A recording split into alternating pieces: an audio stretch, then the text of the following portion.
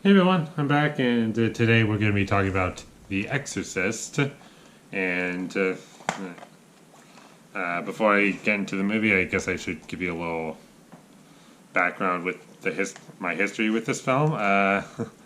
So, before I get into the review, I just love this cover.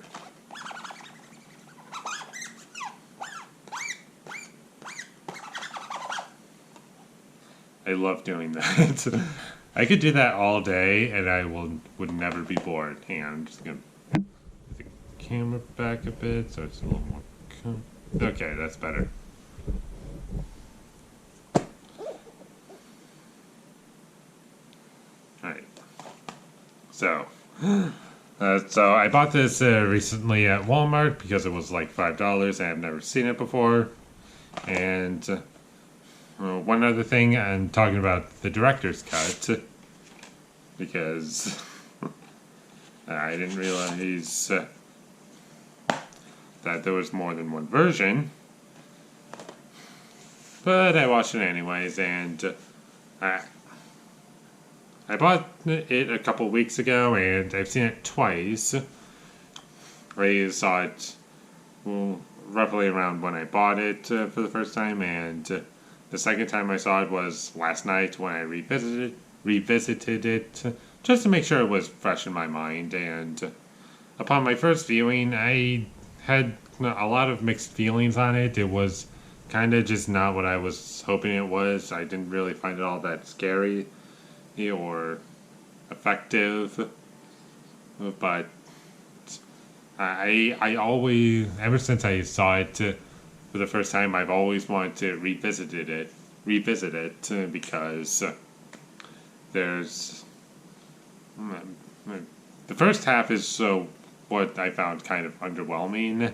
I thought it was kind of dull. There wasn't enough music.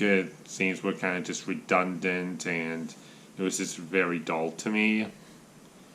But then you get to the second half of the movie, and that's where the movie kind of changes and became what I wanted it to be, and it did make me kind of look at the film in a different light.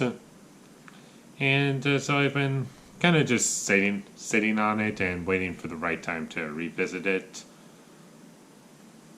And I decided to rewatch it last night, and I really love this movie. I don't think I have any problems with it. Maybe I watched Red Letter Media's review for The Exorcist. They just so happened to talk about it recently, and now I'm talking about it. And they showed me, I guess, some of the changes that were made, and I can understand and why one would have a problem with it, with a couple of the changes that were made. But enough about that. Let's get on to the film. What makes this movie great? When I say what makes this movie great, I can't really point at one thing because it's really just everything coming together that makes it work. From the performances to the script to the cinematography to the lack of music to the hang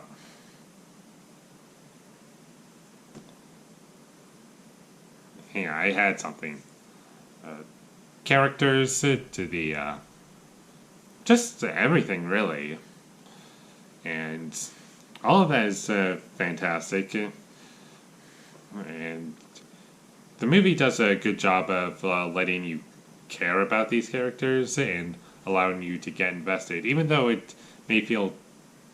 One of the things that Red Letter Media pointed out in their review of The Exorcist is, like, back when this movie first came out, people were absolutely terrified of it.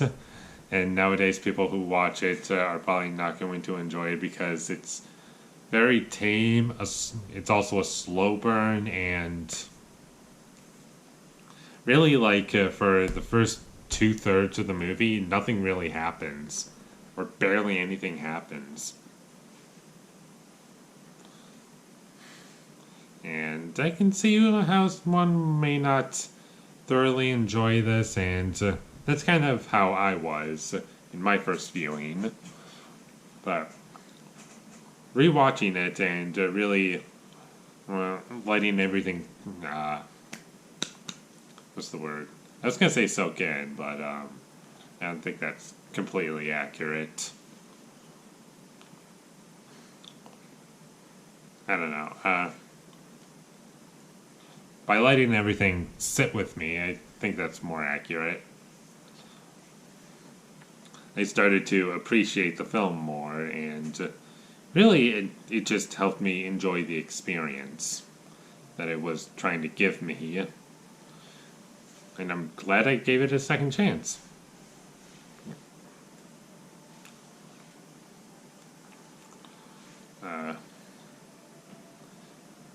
I'm trying to keep talking while also reviewing this movie and try not to let any pauses happen. I'm trying to leave as little dead air in this review as possible. So if I kind of pause and I don't know where I'm going, and I apologize. It's just me.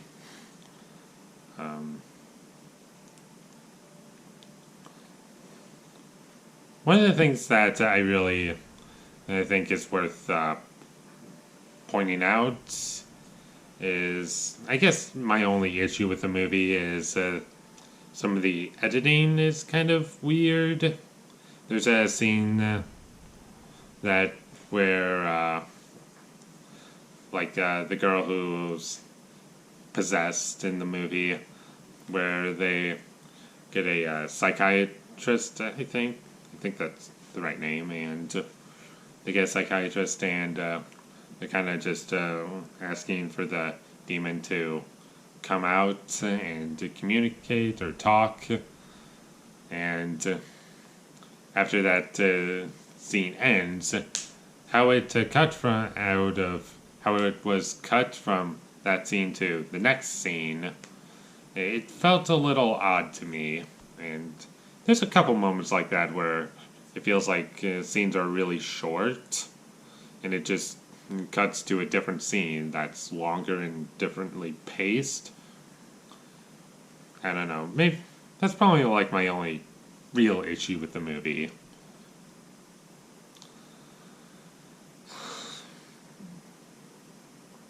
And I think that's all I really have to say about The Exorcist.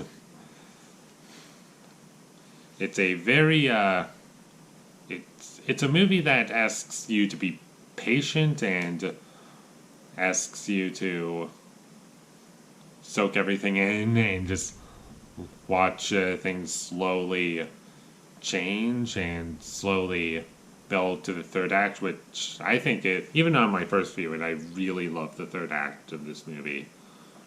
And that's why I decided to rewatch it. It's because of that third act, because it made me think of this movie in a different light, and maybe I was missing something, and I think I was.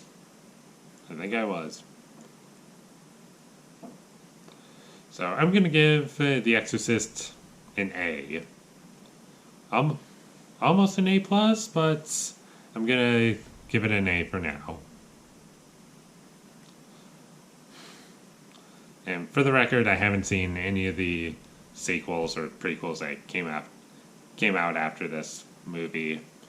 This is the only Exorcist movie I've seen, and that's it. Thank you for watching. As always, if you enjoyed this review, be sure to leave a like and comment down below what you thought of The Exorcist down below. Have you seen the theatrical cut? Because I have yet to see that and see how it plays out and how everything feels. So tell me how the two cuts compare to you. Let me know down below, and my social media links, they'll be in the description down below. And last but not least, subscribe to be a part of Foley Nation, and I'll see you when I get my next review up, and I think it's going to be for Sleepy Hollow. Yeah, I think that'll be a lot of fun to talk about. But until I get that up, thank you for watching and have a great day.